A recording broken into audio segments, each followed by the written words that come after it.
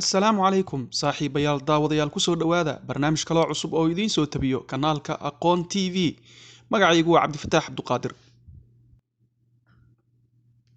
Masjid ku yaala waddanka Indonesia ayaa waxaa dhacday iyadoo salaada lagu jiro in uu dhacay dhul gariir aad u xoog badan. Haddaba dadkii tukanayay maxay sameeyeen maxaase dhacay? La soco barnaamijka. Haddaba intaynan u guda gelin barnaamijka, fadlan ha hilmaamin inaad la sheer garayso saaxiibada, subscribe-na aad tiraahdo. Bishii August ee sanadii 2018 waxaa ka dhacay waddanka Indonesia gaar ahaan jasiiradda Lombok ee ku beegan bariga dalkaasi dhul gariir aad u xoog badan kaasoo qiyaastiisu ay ahayd 6.9. Dhul gariirka waxaa ku dhintay dad lagu qiyaasay 131 qof, halka 20,000 oo qofna ay ku barakaceen, guryo badanna ay ku basbeeleen. Haddaba waxaa ka dhacay masjid ka mid ah masaajidada magaaladaasi arrin aad u yaab badan taasoo ahayd in iyadii oo salaada lagu jiro dhul gariirkii uu dhacay.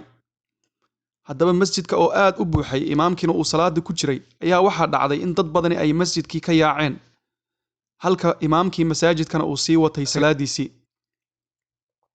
Haddaba sida ay muujinayaan kaamirooyinkii ku rakibnaa masaajidka, dadka ayaa markii uu bilowday dhul gariirka ku sugnaaday salaadooda oo aan ka bixin. Hase yeeshee markii uu soo kordhay dhul gariirkii oo xawligiisu aad u kordhay ayaa dadkii waxay bilaabeen inay salaadii ka yaacaan.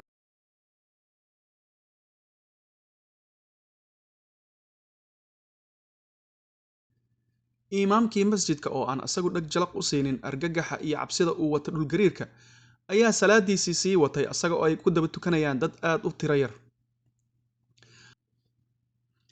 Sida ay muujinayaan kaamirooyinka, imaamka ayaa asagu waxa uu maciin baday in uu cuskada derbiga kadib markii uu dhul gariirkii xoogaystay oo uu salaadiisiina sii watay.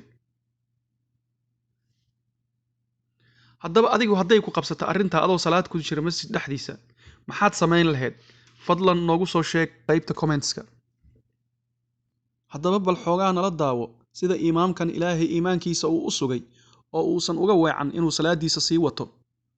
Fadlan ha ilaawin inaad subscribe garayso oo aad furato beelka si uu kugu soo dhaco barnaamijyadeena si joogto ah.